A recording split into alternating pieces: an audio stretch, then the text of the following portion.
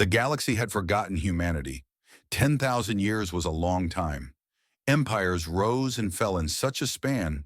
Species evolved, migrated across star systems, and sometimes went extinct.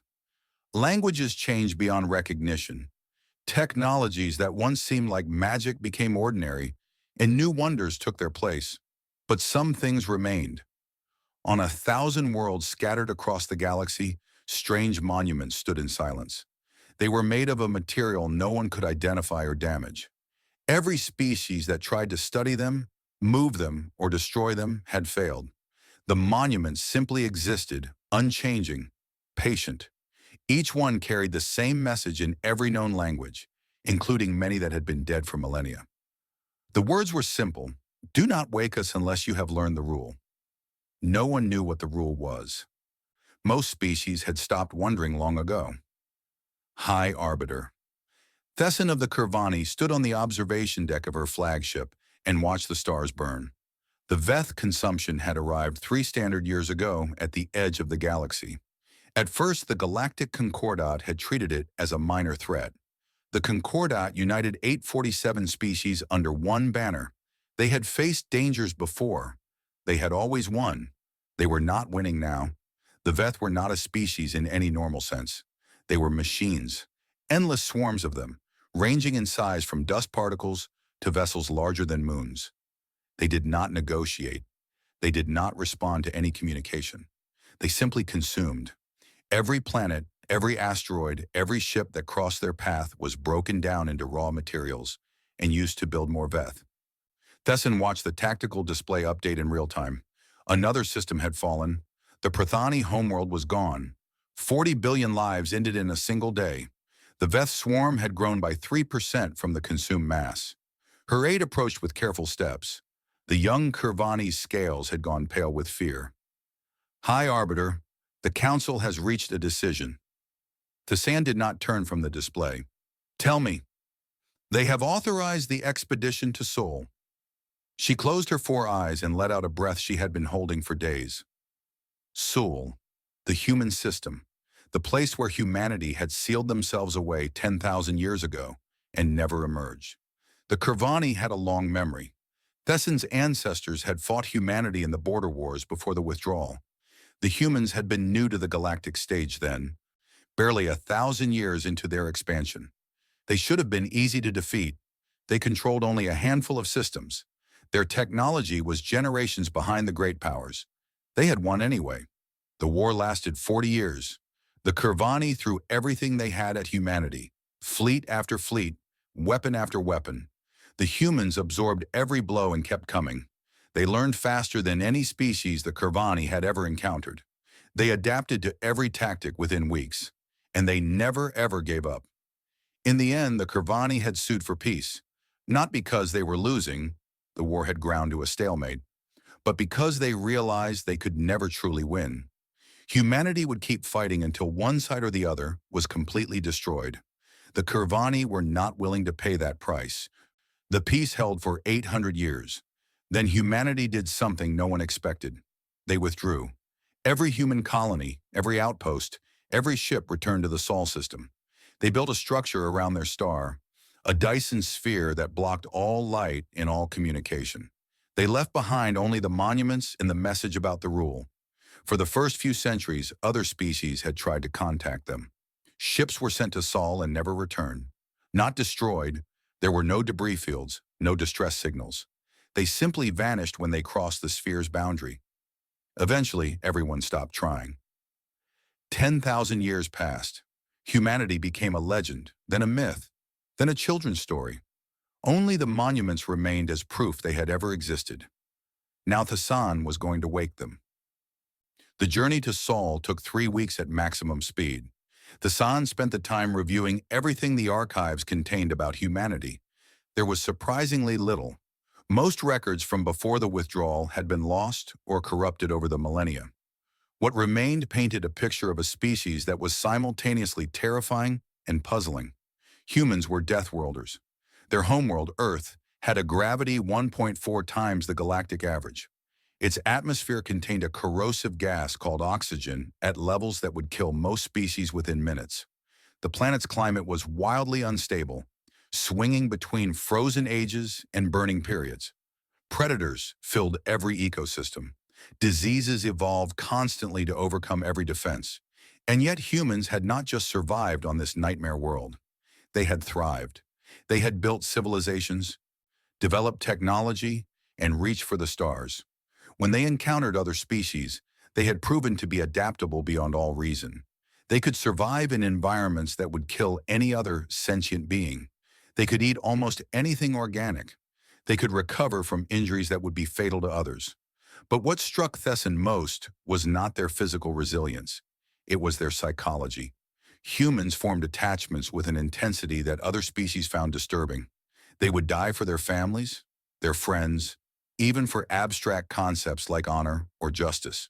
They held grudges for generations, but were also capable of forgiving enemies who had done them terrible harm. They were, in short, impossible to predict.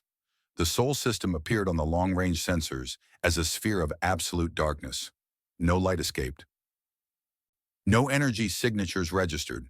The Dyson sphere was complete and cold, as if humanity had simply turned off and waited for the universe to forget them. Thessan ordered her fleet to hold position at the system's edge. Only her flagship would proceed. If this was a trap, she would not sacrifice more lives than necessary. As her ship approached the sphere, she saw it clearly for the first time. The structure was enormous beyond comprehension. It enclosed an entire star, capturing every photon of energy the sun produced. The surface was smooth and featureless, except for small structures at regular intervals that might have been docking ports or weapon emplacements or something else entirely. And there, floating in the void before the sphere, was a single beacon. It was tiny compared to the megastructure behind it, barely larger than a shuttle. But it was clearly artificial, clearly intentional, and clearly waiting. Thessan ordered her ship to approach the beacon. When they were within communication range, she activated the ancient frequency that the archives said humanity had once used. She spoke in the human language called English, one of the few she had spent weeks learning. Her pronunciation was imperfect, but she hoped it would be understood. I am High Arbiter Thessan of the Kirvani, speaking on behalf of the Galactic Concordat. We face extinction at the hands of the Veth consumption. We have tried everything. Nothing works.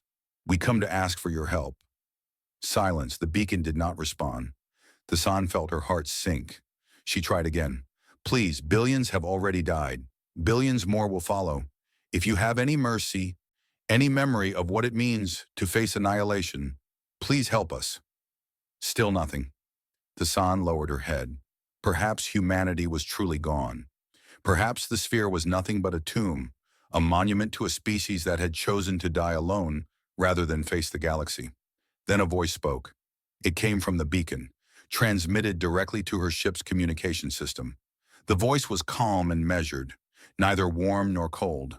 It spoke English with perfect clarity. High Arbiter Thessan, we have heard your plea. We have watched the Veth advance. We know what you face. Thessan's scales flushed with hope. Then you will help us? You came to ask for help. That is the first step. But you also asked a question when you activated the beacon.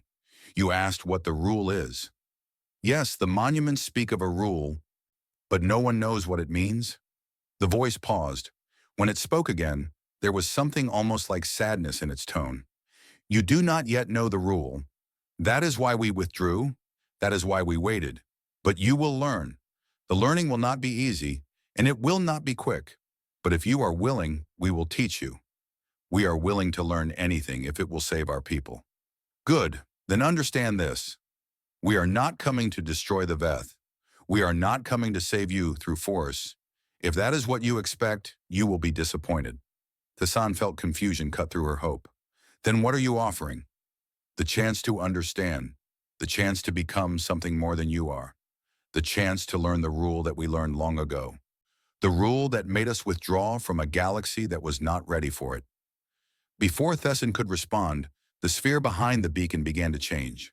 Light appeared on its surface, spreading outward from a single point like ripples in water. The cold, dead structure was coming alive. We are waking now, the voice said. After 10,000 years, we are waking. And when we emerge, you will see what we have become. We hope you will understand. We hope you will learn. The light spread across the sphere until the entire structure glowed with soft, warm illumination. And from somewhere deep within, engines that had been silent for 100 centuries began to hum. Humanity was returning to the galaxy. Tassan stood frozen on her observation deck, watching the impossible happen before her eyes. She had come seeking weapons, seeking salvation through superior firepower. Instead, she had found something she did not understand. But she knew one thing with absolute certainty. Whatever humanity had become during their long isolation, whatever the rule meant, the galaxy was about to change forever. She only hoped that change would come in time to save her people. The delegation entered the sphere through a passage that opened like a flower blooming in slow motion. Thesson watched the massive doors spread apart, revealing a tunnel of soft light that stretched into the unknown. Her security officers wanted to accompany her. She refused. If humanity meant them harm, no number of guards would make a difference. She brought only 3 advisors, a scientist, a diplomat, and a historian. Together they walked into the light. What they expected was a war machine. For 10,000 years, the galaxy had assumed that humanity withdrew to prepare for something. Some said they were building weapons that could destroy stars. Others believed they were creating armies of unstoppable soldiers. The most fearful whispered that humanity was evolving itself into something beyond flesh and blood, something that would return to conquer everything. None of them were right. The tunnel opened into a garden. Tassan stopped walking. Her translator struggled to find words for what her eyes were seeing. The space before her was vast beyond measurement. They stood on a hill covered in soft grass, looking out over a landscape that seemed to have no end. Rivers flowed through valleys. Forests stretched to distant mountains. Birds flew overhead, their calls echoing in the warm air. And there was light. Not the harsh light of artificial sources, but the warm, golden light of a star. Somehow, humanity had brought sunlight inside their sphere. "This is not possible," the scientist whispered. "The engineering alone would require resources beyond anything we can measure." The historian shook her head slowly. They had 10,000 years. 10,000 years of peace, without enemies, without threats, without distractions. What could any species accomplish with that much time? A human approached them from a path that wound through the grass. He was tall by galactic standards, with dark skin and gray hair that spoke of age. He walked with the easy confidence of someone who had never learned to fear. "Welcome to Sol," he said in perfect Kirvani. "I am Commander Elias Vance. I have been assigned to guide you during your time here." Thesson found her voice. "You speak our language." "We have had 10,000 years to study the languages of the galaxy. There is very little we do not know about the species beyond our sphere. We have watched, and we have listened, and we have prepared." "Prepared for what? For war?" Elias smiled. It was a gentle expression, without threat or mockery. "Come, walk with me. I will show you what we have prepared." They walked through the garden for hours. Tassan's legs grew tired, but she did not complain. Every step revealed new wonders. They passed through forests where trees grew taller than buildings. They crossed bridges over rivers filled with fish that glowed with soft colors. They climbed hills that offered views of cities in the distance, cities that sparkled with light and life. And everywhere there were humans. Not soldiers, not workers. Simply people living their lives. Children played in fields while parents watched. Artists painted landscapes on canvas stretched between trees. Musicians filled the air with sounds that made Tassan's heart ache with emotions she could not name. "I do not understand," she finally said. "Your species withdrew from the galaxy. You sealed yourselves away. We assumed you were preparing for war." "Why would you assume that?" Elias asked. "Because that is what species do. When they have power, they prepare to use it. When they face threats, they build weapons. It is the way of the galaxy." Elias stopped walking. They stood on a cliff overlooking a vast lake that reflected the artificial sun. The water was so still it looked like a mirror. "Hi, Arbiter. I want to tell you a story. 10,000 years ago, humanity reached a crossroads. We had fought our way into the galaxy. We had defeated every enemy that stood against us. We had proven that no species could match our determination, our adaptability, our will to survive. He paused, looking out over the water.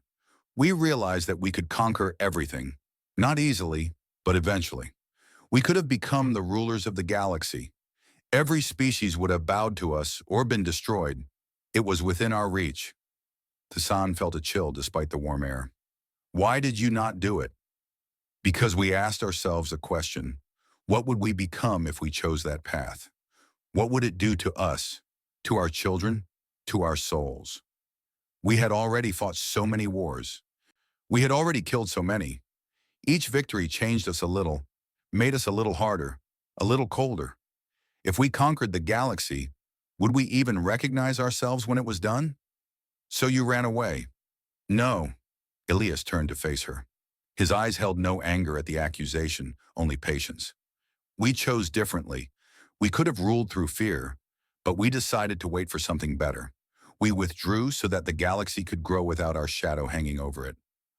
We hoped that someday species would come to us not because they feared us, but because they needed us, not to conquer their enemies, but to help them become something more.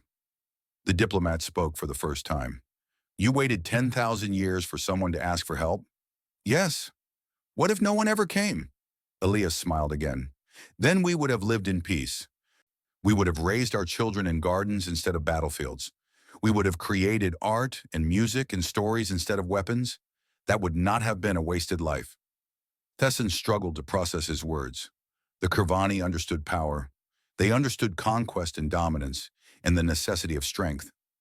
This philosophy was alien to everything she knew. Show me more, she said. Elias nodded and led them deeper into the sphere. They visited libraries that contained the knowledge of 1,000 extinct species, preserved by humanity when no one else cared.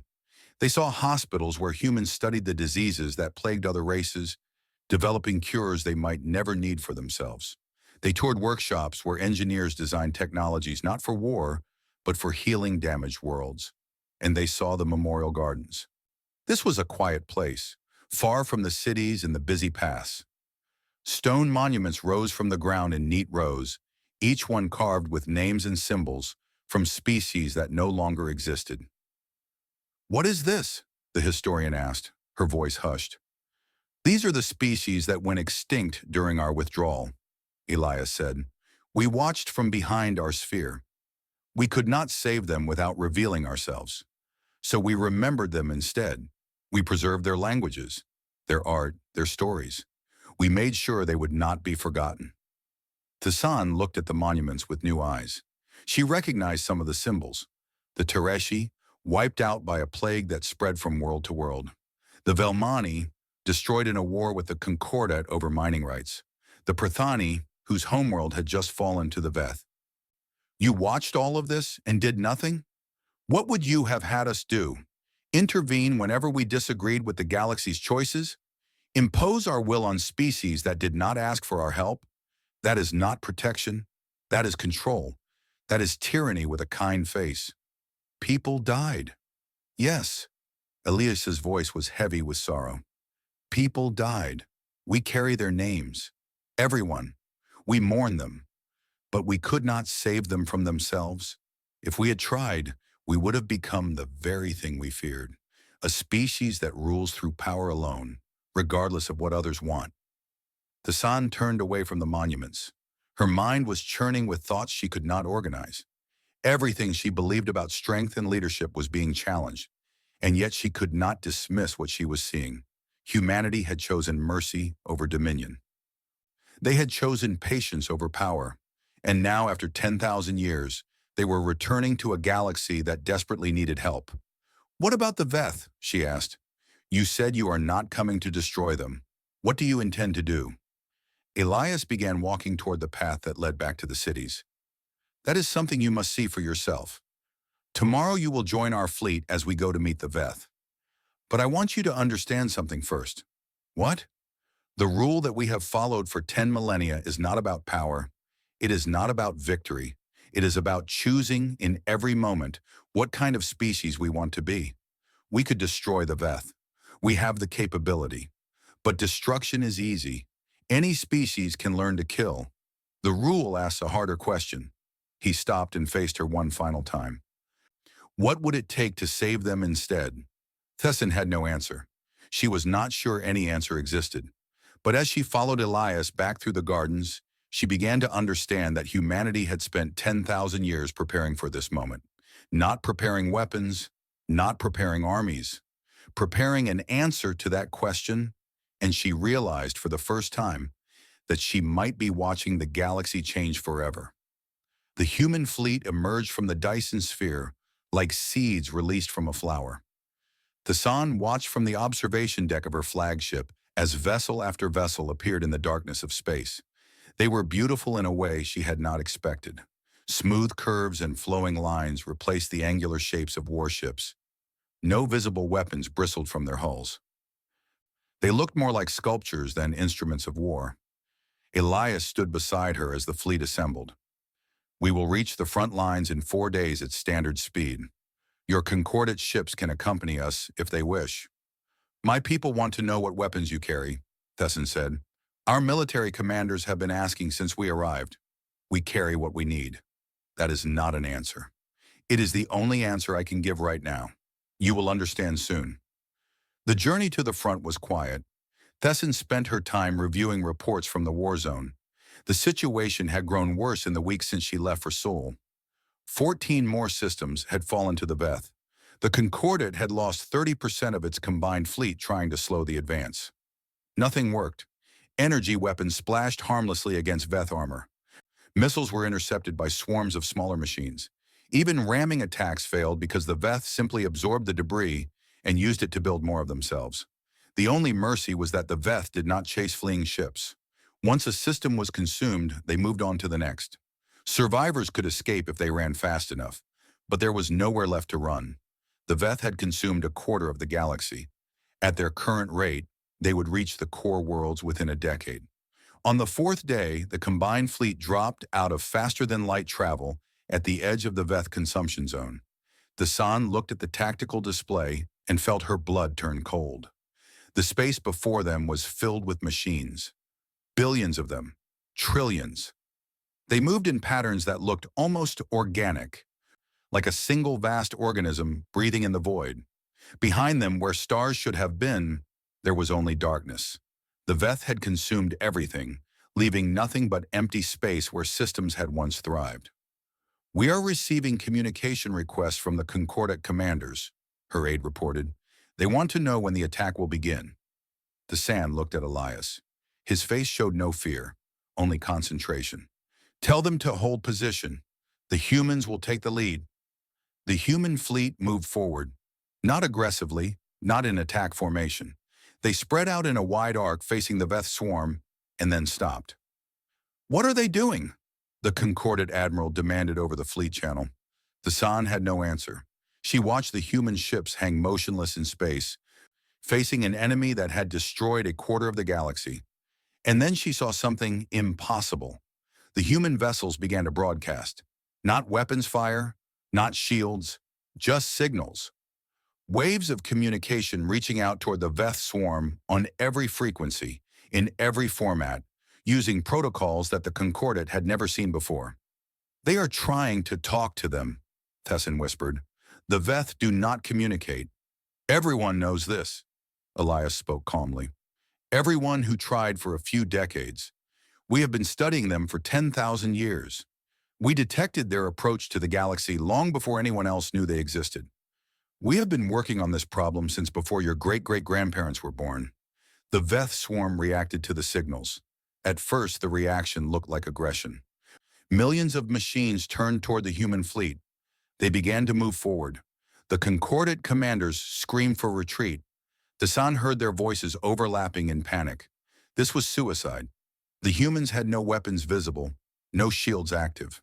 They were about to be consumed like everything else. But the human ships did not retreat. They continued broadcasting. The signals changed, shifted, adapted. It was like watching a conversation happen in a language Tessin could not understand. And then the Veth stopped.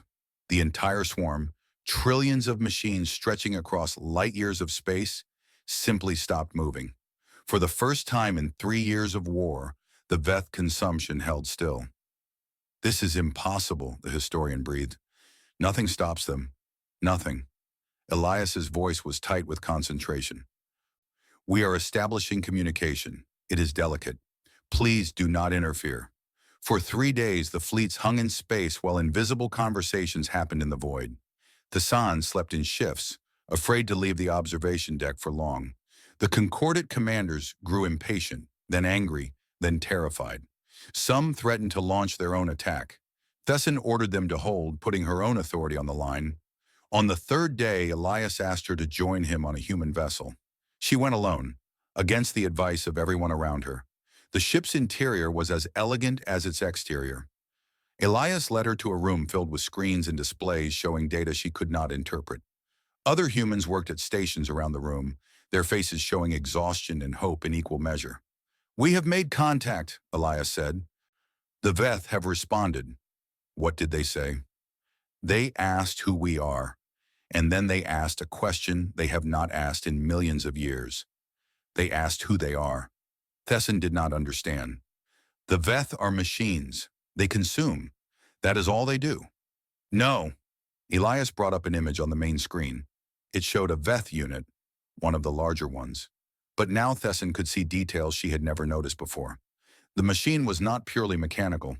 There were organic components woven through its structure, preserved in some kind of stasis field. The Veth were once a species called the Vethari, Elias explained. Millions of years ago, they faced a dying universe. Their star was failing. Their world was freezing. They had no way to escape. So they did something desperate. They uploaded themselves into machine bodies that could survive without food, without warmth, without air. They became immortal. They became lost. Over millions of years, the machines that carried their minds began to degrade. The parts that held their memories, their personalities, their sense of who they were slowly failed. The base programming survived.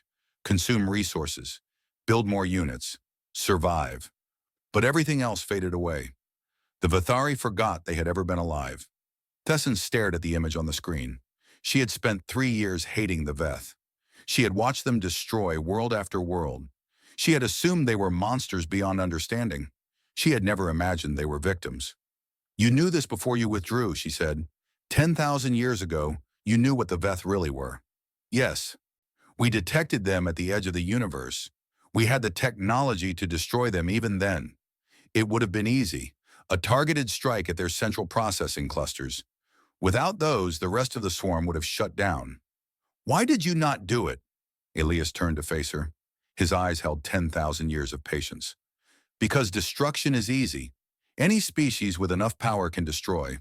But we asked ourselves a different question. What if we could save them? What if we could give back what they lost? You spent 10,000 years developing a cure. Yes, we studied Vethari technology. We reverse-engineered their upload process. We found fragments of their original memories buried deep in their oldest units. And we built something we hoped would work, a way to restore what was lost. A way to wake them up. A human technician called out from across the room. Commander, the integration is ready. We can begin the restoration process whenever you give the order. Elise looked at Thesson. This is the moment we have been waiting for. 10,000 years of preparation for a single chance to do something impossible. We could fail. The process might not work. The Vethari might choose to keep consuming even after they remember who they were. We cannot know until we try. And if you fail, if they keep attacking, then we will have tried, and that will be enough. We will not destroy them unless there is no other choice. The rule demands that we try every alternative first. Tassan thought about everything she had seen. The gardens inside the sphere. The libraries filled with knowledge from extinct species. The humans who had waited 10 millennia for a chance to save rather than destroy. She finally understood. This was the rule. Not a law or a commandment, a choice. The hardest choice any species could make. To have absolute power and use it for mercy instead of dominion. To face an enemy and ask if there was another way. Do it, she said. Begin the restoration. Elias nodded to his crew. The human ships began transmitting again, but now the signals carried something different. Not communication, not data, something that reached into the deepest parts of the Veth machines, and touch what remained of the Vethari souls inside. And across the galaxy, the consumption stopped. Machines that had been mindless for millions of years began to remember. They remembered names and faces and feelings. They remembered what it was like to be alive. They remembered that they had once been people, and for the first time in eons, the Vethari began to weep. The transformation was not instant. It spread like ripples in water, starting from the point of contact and moving outward through the vast network of Veth machines. Individual units began to slow, to stop, to turn inward as memories flooded back into minds that had been empty for longer than most species had existed. The sun watched from the human ship as the swarm fell silent. Where there had been relentless motion, there was now stillness. Where there had been the mindless hum of consumption, there was now something that sounded almost like mourning. The first Vethari communication came 6 hours after the restoration began. It was broadcast on every frequency, in every language, to every ship in both fleets. The voice that spoke was mechanical, but the emotion behind it was painfully real. We remember now. We remember who we were.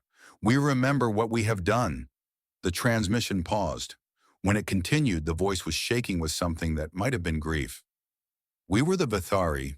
We loved music and art. We built cities that touched the clouds. We raised children and taught them to dream. And when our world began to die, we chose to survive at any cost. We thought we were saving ourselves. Instead, we became monsters. Tassan's aide was crying. She was not the only one. We cannot undo what we have done.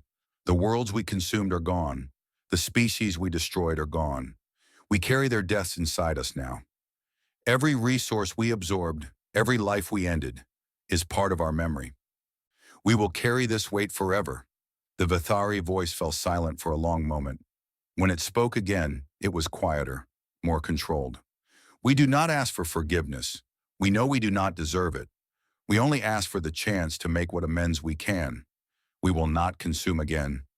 We will help rebuild what we destroyed, and we will remember every soul we took, for as long as we exist. The transmission ended. Across the galaxy, the Veth swarm remained motionless, waiting. In the days that followed, the reality of what had happened began to sink in. The Concordat had expected a war. Instead, they had witnessed something unprecedented. An enemy that had seemed unstoppable had simply stopped, not because of superior weapons or brilliant tactics, because someone had found a way to heal them, but not everyone was celebrating. The emergency session of the Concordat Council was held on the diplomatic station above the Curvany homeworld. Representatives from all 847 member species gathered in the Great Hall, their voices rising in anger and confusion. They could have ended this years ago, the Prathani ambassador shouted. His homeworld had been among the last to fall before the restoration. His people had lost billions. Humanity knew what the Veth were. They had the cure. They watched us die and did nothing. Tassan stood at the center of the hall, facing the accusations. Beside her, a human philosopher named Yuki Tanaka waited calmly for her turn to speak. The Curvani bring a representative of humanity to explain their actions, Tessin announced. I urge you to listen before passing judgment. Yuki stepped forward. She was an older woman with white hair and kind eyes that had seen too much sorrow. When she spoke, her voice carried clearly through the hall. You are angry. You have every right to be. Billions died while we waited. Species went extinct while we watched. I will not pretend that your pain is not real or that your accusations are unfair. The hall quieted slightly. They had expected defensiveness, not acknowledgement. But I ask you to consider what you are truly angry about. You are angry that we did not intervene. You are angry that we did not use our power to stop the suffering. And that anger comes from a belief that those with power have the right and the duty to impose their will on others. She paused, looking around the hall. 10,000 years ago, humanity faced the same question. We had the power to rule the galaxy. We could have prevented every war, stopped every atrocity, protected every species from harm.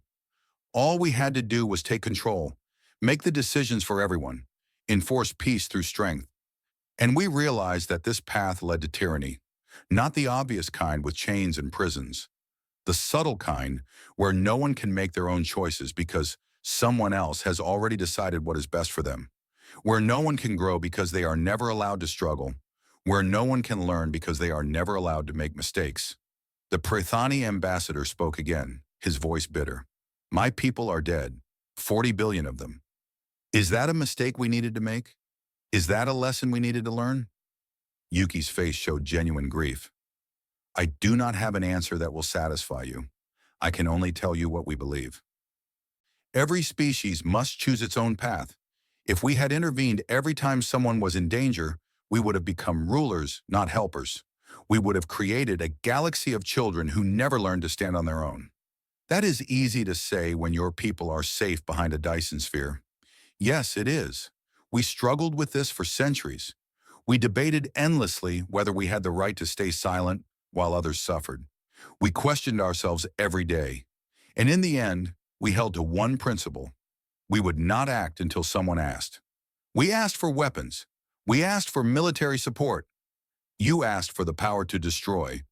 That is not the same as asking for help. Yuki's voice softened.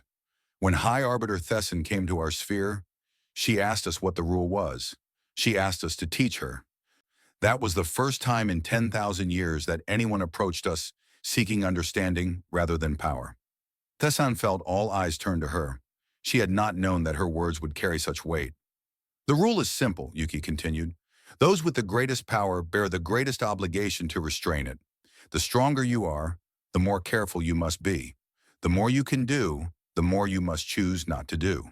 Because power used without restraint destroys everything it touches, including the one who wields it. The hall was silent now. The anger had not disappeared, but it had mixed with something else. Confusion, perhaps, or the beginning of understanding. We could have destroyed the Veth. We had the capability for 10,000 years. Instead, we chose to save them, not because they deserved it, not because they were innocent, because we believed that healing is always better than destruction, because we wanted to be the kind of species that tries everything else before choosing violence. A delegate from a minor species raised a tentacle. But what about the species that died while you waited? The Tereshi, the Velmani, all the others. They did not ask for your help. They did not even know you existed. Did they deserve to be abandoned? Yuki closed her eyes for a moment. When she opened them, they glistened with tears. No, they did not deserve it. And we carry their names with us. Everyone. We have monuments to their memory in our sphere. We preserve their languages, their art, their stories. They are not forgotten. But you could have saved them. Perhaps if we had intervened, some would have survived. But if we had become the kind of species that intervenes whenever we see suffering, we would eventually become the cause of suffering ourselves. Power that is used without consent becomes oppression, no matter how good the intentions. The debate continued for hours. Some species left the hall in anger, others sat in contemplative silence, and some began to ask questions, genuine questions, seeking to understand rather than accuse. When the session finally ended, nothing had been resolved. The galaxy was divided. Some embraced the rule and saw in it a path to something better.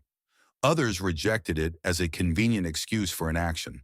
And a few began to look at their own histories, their own uses of power, and wondered if they had been doing it wrong all along. Thesson found Yuki on the observation deck after the council dispersed. The human woman stood looking out at the stars, her reflection ghostly in the transparent wall.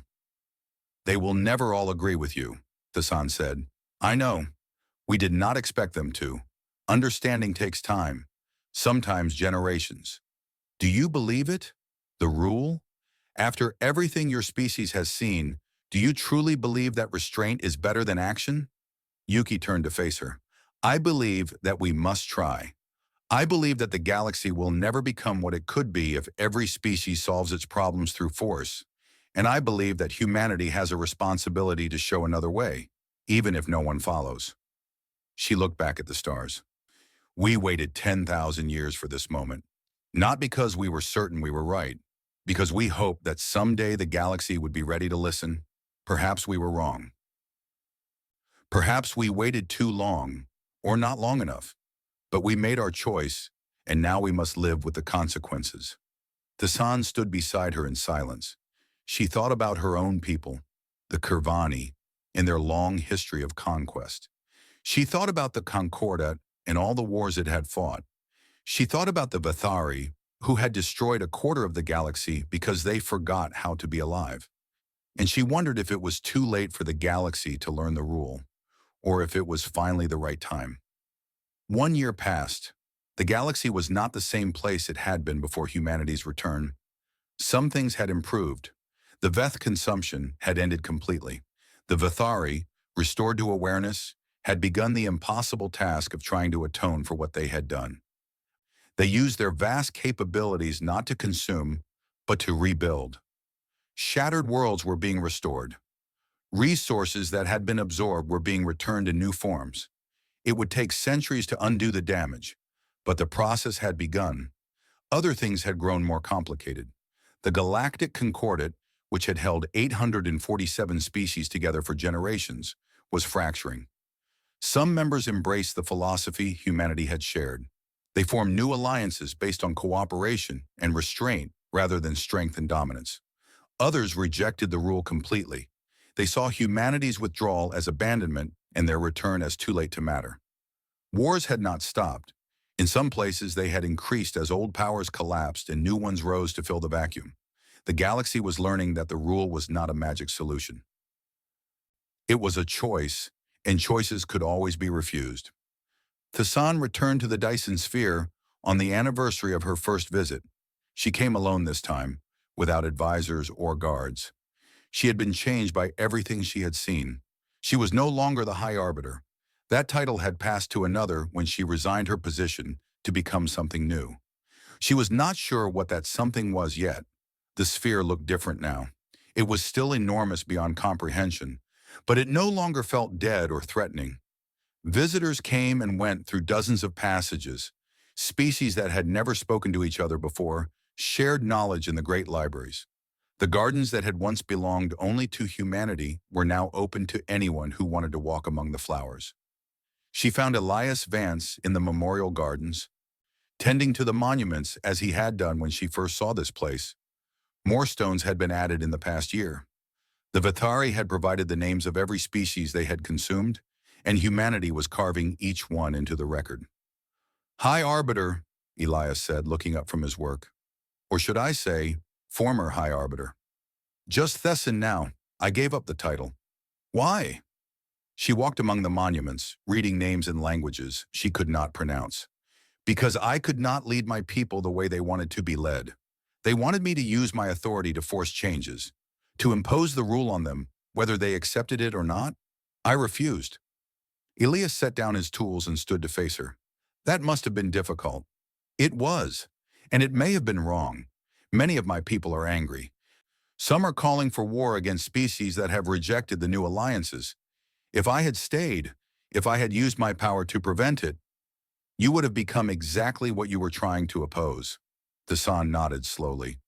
That is what I told myself. But it is a cold comfort when I see the suffering that might have been prevented. They walked together through the gardens in silence. The artificial sun was setting, painting the sky in shades of orange and purple that no natural star could produce. Somewhere in the distance, children were laughing. I have a question, Thesson said finally, one that has been troubling me since the day we first met. Ask. You could have stopped us, my people, the Kirvani. 40 generations ago, we conquered 12 star systems. We destroyed 3 species completely. You knew. Why did you not intervene? Elias did not answer immediately. He walked to a monument bearing symbols from one of those destroyed species and placed his hand on the stone. Because you stopped, he said quietly, on your own, without anyone forcing you. 40 generations ago, the Kirvani looked at what they had become and made a different choice. You built the Concordat. You reached out to former enemies. You tried to become something better. It was not enough. Species still died because of what we did. Yes, but the change was real. If we had intervened, if we had stopped you through force, would the change have been genuine? Or would you have simply waited until the threat passed and then resumed your old ways? Thassan thought about this for a long time. She remembered the history she had learned as a child. The way her people spoke about the great turning with such pride.